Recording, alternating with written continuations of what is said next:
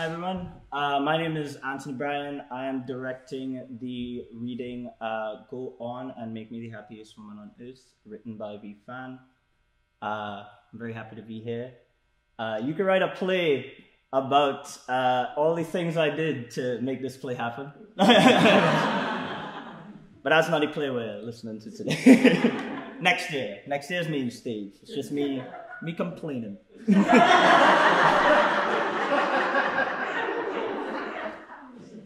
This piece came together because people in the community responded to social media posts really well.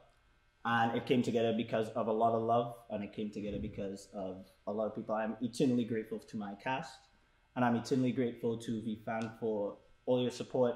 Thank you for your words and for letting us live in this story. It is so damn fun, not gonna lie. Enjoy it.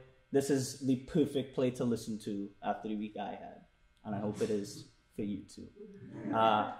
Once again, my name is Anthony Bryan. I'd like to welcome up my cast for Go On and Make Me the Happiest Woman on Earth. Thank you very much. Written by Phan.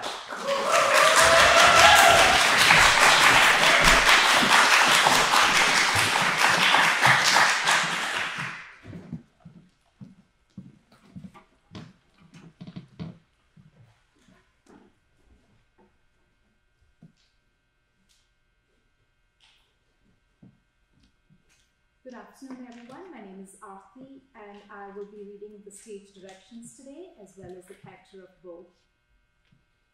Hi, good afternoon. My name is Armin, and I'm going to be reading the part of Mai. Hi everyone, I'm Frank, and I'll be reading Phan, the husband of Mai. Go on and make me the happiest woman on earth. The living room. Ma is wearing a yellow dress that goes to her knees. She has jet black hair that is in a straight bob, pale skin and rosy lips. A long mirror stands in front of her and she is looking at herself. She turns left and right, touches her biceps and belly. From her dress pocket, she pulls out a small bottle filled with red pills. She eyes it intensely, but is hesitant to open the bottle cap. Finally, she turns the cap sharply and shakes out 3 pills. 1, 2, 3 little pills. I know you're good to me, so go on and make me the happiest woman on earth. God, this stuff is terrible. This better be worth it considering how much I paid for that one tiny bottle. Dr. Tran said that they work best when I'm not pushing for the end result too much. But look! This goddamn elephant leg will not budge. Could it be that I had too much meat pie at Han's place last weekend? Ooh, that girl can go to hell with all her nagging and toxic peer pressure, making me down all that food like I'm her personal trash bin. But then again, it's impossible for anyone to stay a skinny stick during the Lunar New Year, I suppose. All right, Dr. Tran. Sir, I won't push it anymore. Tuan enters wearing office attire and carries an old briefcase. He looks much younger than Mai. You're home early today? Ain't that a rare sight? Have you been sleeping out here without the covers again? No, I was only on the sofa for 2 seconds before you came. And don't bother fetching the the covers. The AC is not on. You're talking too loud, and I wasn't going to. You want to eat something? Maybe later. It's only 5 in the afternoon. What's on TV tonight? I don't know. Turn it on and see for yourself. Why? You must know. Didn't you stay home all day? I'm a housewife, Tuan. And you should be thankful I'm the goddamn best at my job in this whole town. Yeah, you heard me right. That's a real job. A real job that takes effort. So no, I don't know what's on TV tonight. All right. I heard you the first time. You're a little agitated today. I'm fine. Don't worry about me. Maybe I'm a bit nervous. You know, it's been a while since I've seen you home before the sun sets. I I guess that makes today a little bit more exciting. For me, at least. Sure, if you say so. Tell me, Tuan, do you see anything different about me? Are you pregnant? No, you crazy! I'd break all my bones popping out, a child at this age. Okay, now, how about this? Right, now tell me, if something's changed, anything at all. Whoa, Mai, this is very... Yes, Tuan? You won't believe this, but I think you would make a great bum cushion. For Christ's sake, Tuan, all I asked was for you to focus for 1 minute and just do your part right. I did. You put your meat on my hands and I did whatever that was you want me to do. No, I mean the other part, the husband part. Oh. I'm sorry, I shouldn't have said that. Especially not on this rare occasion. It's not every day that we can sit together and I kind of mess it up. It's fine, Mai, really. Totally understandable. Do you want me to twirl around? I can twirl around so that you can have a full body look, but only if you want. You know, I wouldn't do anything in this world to upset you. Mai, all I want right now is to watch TV. And if you can't tell me what they're having on for tonight, then I think we're set until supper. The TV is broken, Tuan. We haven't been able to use it for a week now. I told you to get it fixed, didn't I? But no, here we are. Okay, fine. Go ahead. Do a twirl. Okay, your hair looks especially sleek today. Did you have it done at the salon? That's because I was born with every strand of hair on my body straight, Tuan. They're sleek because they've always been that way. You could have at least noticed by now that I completely detest my hair after the 50th perm appointment if you just pay attention. Don't say that. You know I love your hair. That's not the point. The point was for you to make comments about where them hairs are sprouting from, not about how sleek they are. That's why I twirled around, remember? Ah, great. I'm even more insecure now that we mentioned my goddamn body hair. Nobody mentioned your body hair. I deliberately said I like your hair. Oh God. I feel a bit sick thinking about them actually. They're just everywhere. My legs, my lower stomach, all over. Okay, I get it. Sure, then, what do you think about my body, if you really get it? To be honest, you look the same to me as you have for the past 10 years we've been married. You're joking. You're right, I am, but I see you as the same woman. You're still so very beautiful to me, Mai. Yeah, I'm beautiful, all right. For someone who's got one hell of a foot inside the nursing home. You completely just missed what I said, did you? No, I heard you loud and clear, Tuan. But sugarcoating everything will give me a bad case of diabetes, and I assume that you wouldn't wish that upon your own wife. That's right.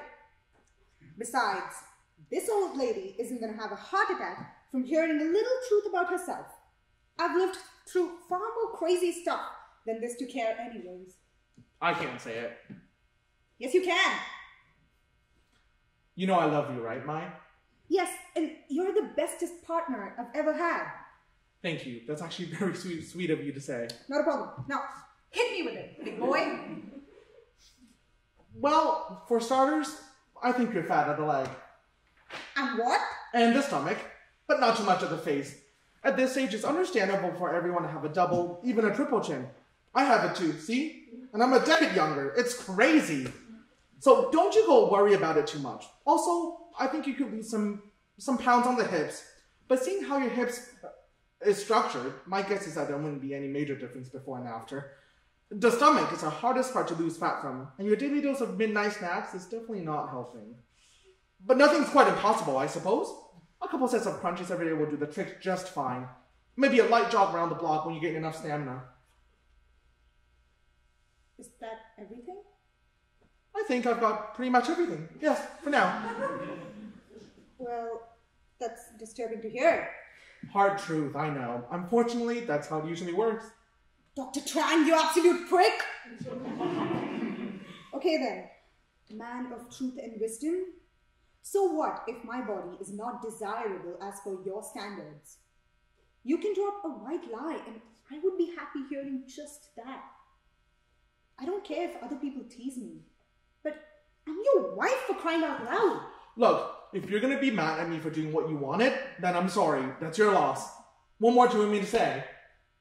You hurt me real deep, Phan. I don't need you to lecture me about the truth. I know the truth goddamn well myself. It's just that you... Oh gosh. I've tried everything and you still think I'm fat and ugly. I have never said such a thing. Oh, I know what you said. And I know you meant every word of it. Oh, you cruel man. She starts hyperventilating. Her eyes teary. She clutches her heart.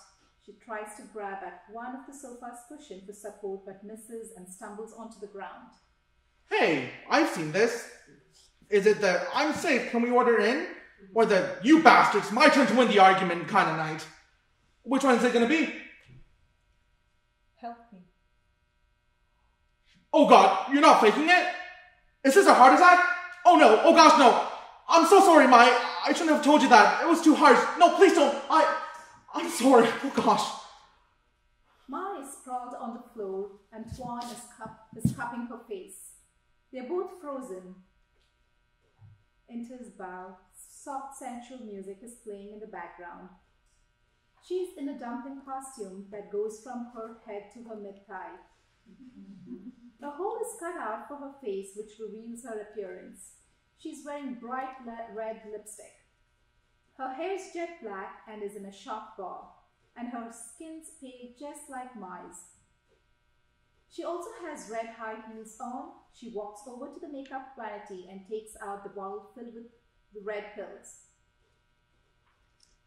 Bao runs casually to where the couple is. The music stops. Hey, handsome. Mine? But what? You're a ghost now? So the time has come then, I suppose. Please have mercy and take a painless farewell for your dear husband. Even though I just murdered you, unintentionally.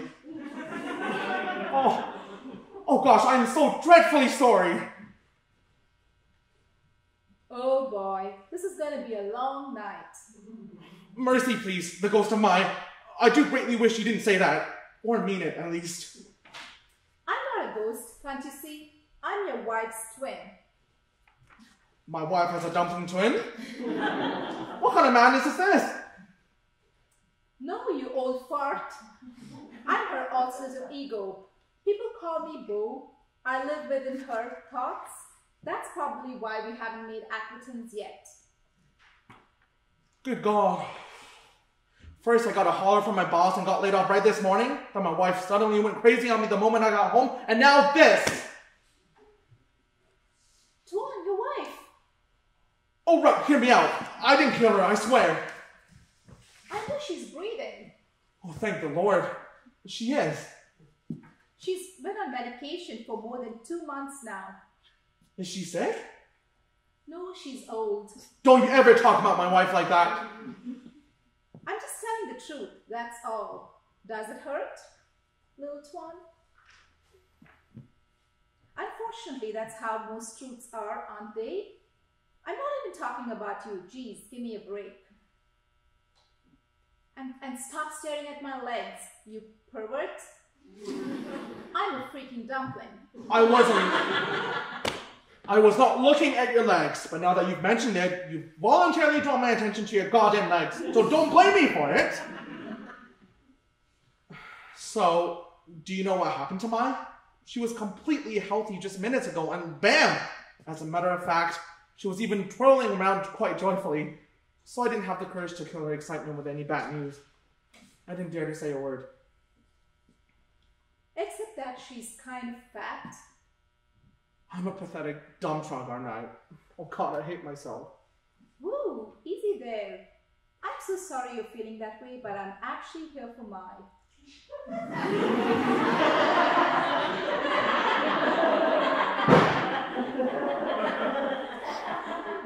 Yes, right, sorry. Is she gonna be alright? Yeah, she'll be fine. Don't worry too much. It's the diet pill she's been taking that's made her choke up and fainted. Not good for the nerves, especially women her age. What's with women these days anyway?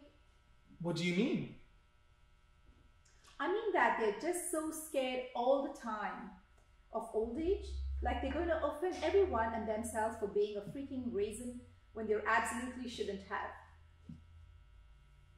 My, you must know better than anyone else, huh?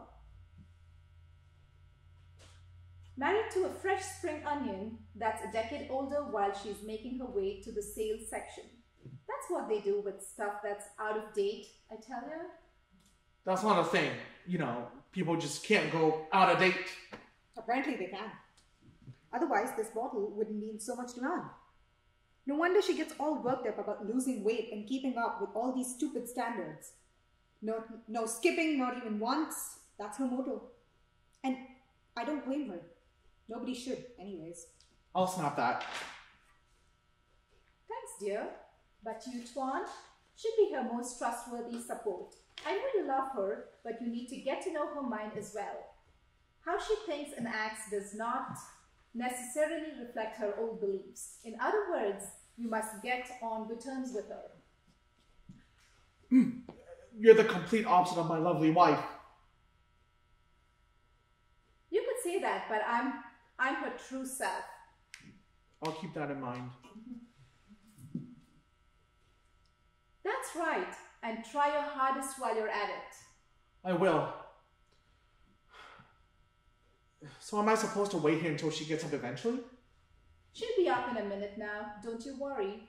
I'll leave you guys to it. Then good luck, Tuan. Thanks, Bao. I guess I'll see you around.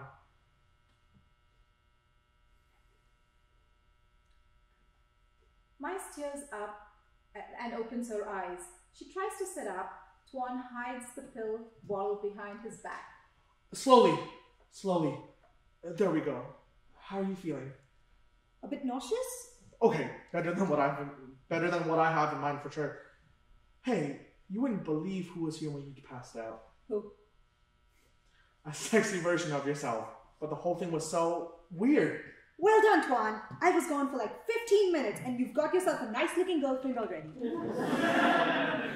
No, it's not like that. She's like a kind of doctor, I suppose.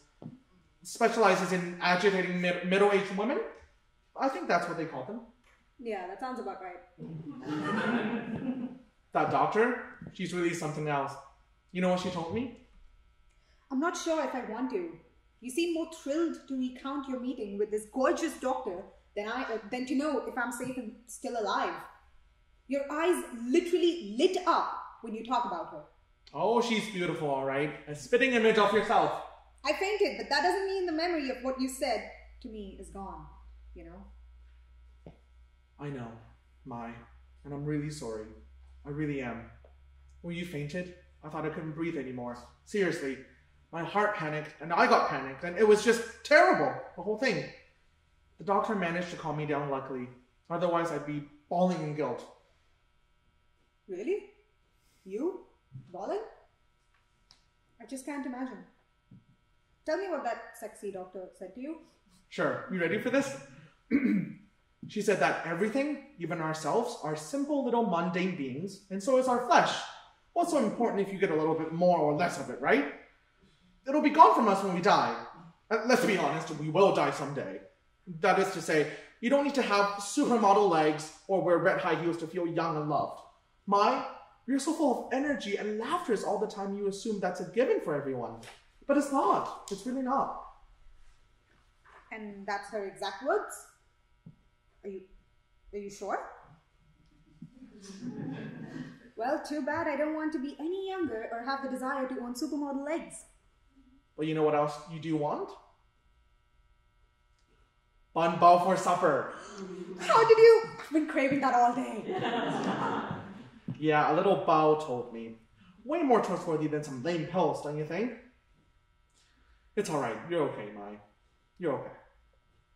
I'll go make some orders now. Have some rest, okay? I'll tell you when supper's ready. Exits Tuan. Mai sits in silence for some time. Her stomach growls embarrassingly loud. She spots the bottle of red pills resting where Tuan was seated and reaches for it. She turns the bottle cap weakly and pops open. She takes a few sniffs from the inside. 1, 2, 3 little pills. So many goddamn pills! Well, at least Dr. Tran is at ease now. I won't ever have to rush it anymore. There goes what made me the happiest woman on earth. The man really did kiss me hard on the cheeks, huh? She gets up and twirls around the living room. Soft jazz music starts playing and Mai hums along.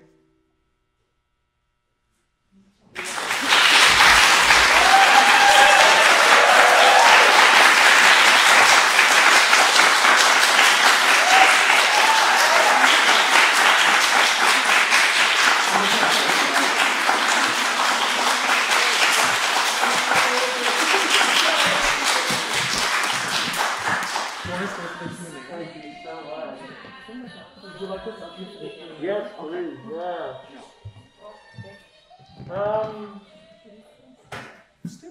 I was playing some Etta James, but you can hear it over like the applause, so please keep applauding for everybody. Everybody is amazing.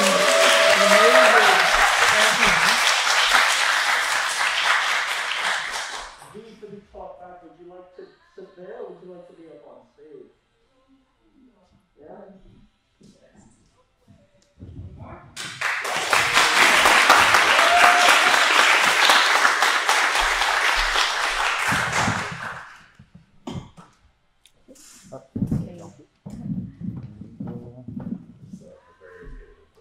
Yes, thank you.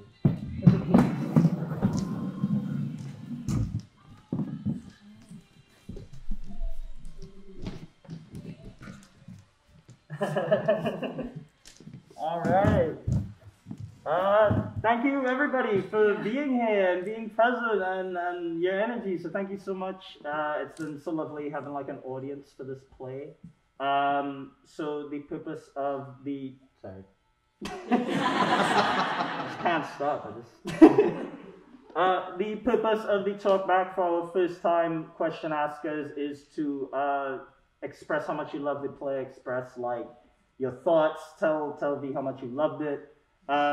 It's all about building. There's no wrong questions, but they are. So if they are, I will disregard them completely. You'll know which one's a wrong question. Well, let's open it up there. Does anybody have any questions to start us out? Devin. Well, I've got an interesting perspective on this play because I looked at what your application when you were really looking at like what is it going to be and this basic idea that you had in your head. And I think a lot of what you talked with them, you know what I'm saying, was like intergenerational, about what gets passed on from generations to generation. And I think the sort of original was that it was going to be actually set across multiple generations.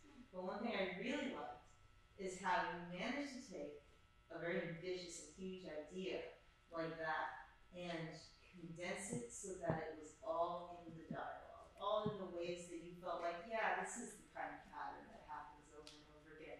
And we understand that there are intergenerational things going on here, and that there's patterns and things that recur, and things like that. So I just thought that was really lovely. I mean, I think you have a really like an idea like that that's very concrete, or very much has like a set of rules to it, like that it's going to be across generation, and then do the feeder thing and almost make it small, and make all of the world fit in that very small little place. So I could really feel that there was so much going on, and so much weight and love and family in all of the dialogues. I really appreciate that. Oh, thank you. Well, thank you, Devin. Yeah. Question in the back. I loved it. I'm just wondering where the inspiration for like, was it Bo or Bao? Oh, it's Bao. Bao? Yeah. Bao and the dumpling costume and like everything that went into that. Where did that come from? Yeah, so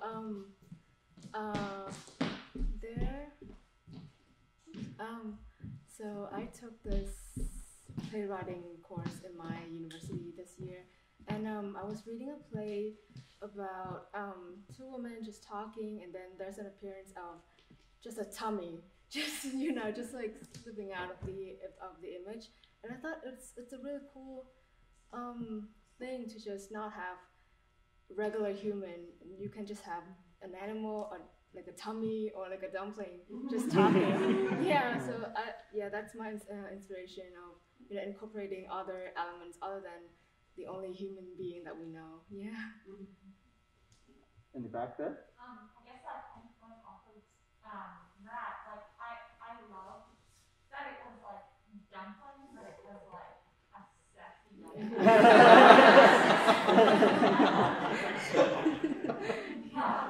I think like it's like I think the thing that I found so fun about that is like when you really think about like what we see as beauty standards and how quickly they change and evolve and how like random they are sometimes, and how we construct like standards around beauty like in this way that seems very weird. So I just like the idea of this like disembodied like dumpling, but it's like it's sexy. I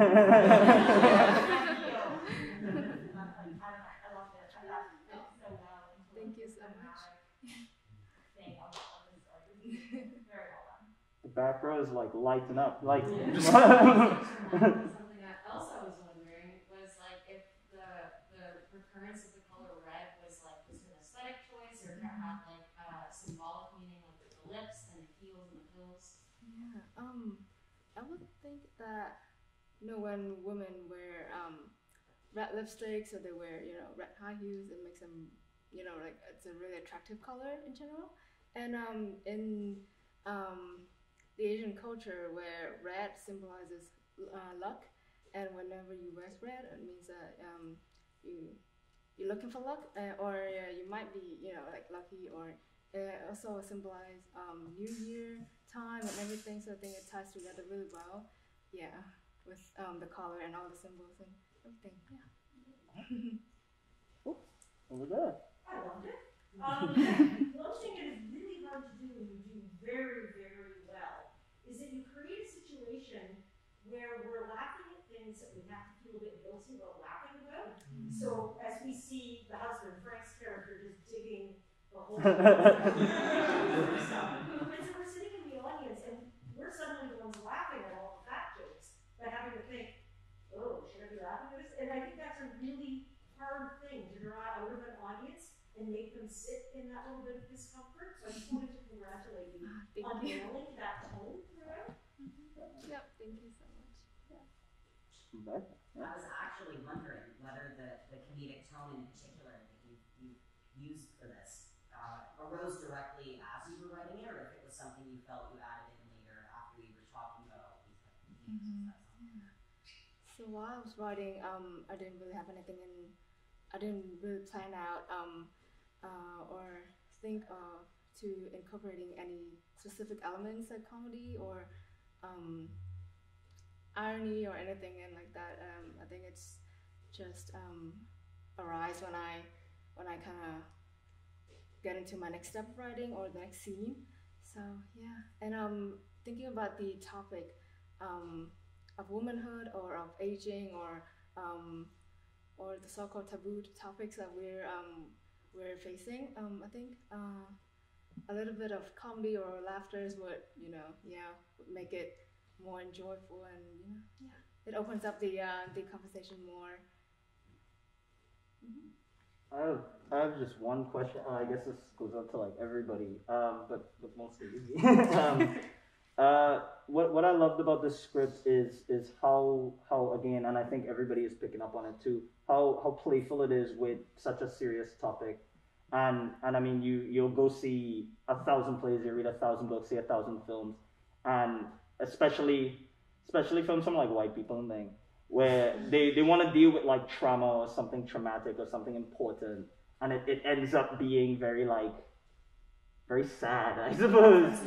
But then we have this piece, and it deals with something very important, but it also deals with play and has like a sense of humor and has like a sense of fun about it. So it makes me want to do it more and perform it more.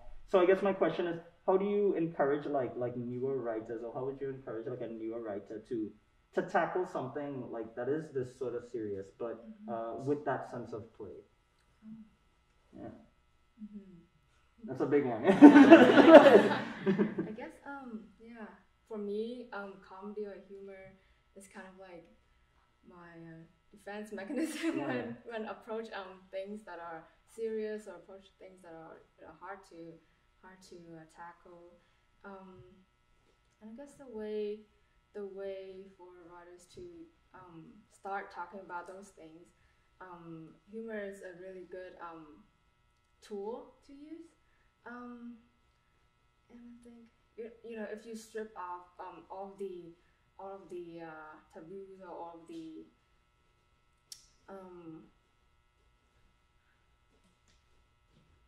you know, when people think of you know, things that are hard to say or you know, extremely hard to tackle topics, they would shy away from it. But then if you really strip all the mask and stuff, then you would see that you see the real problem.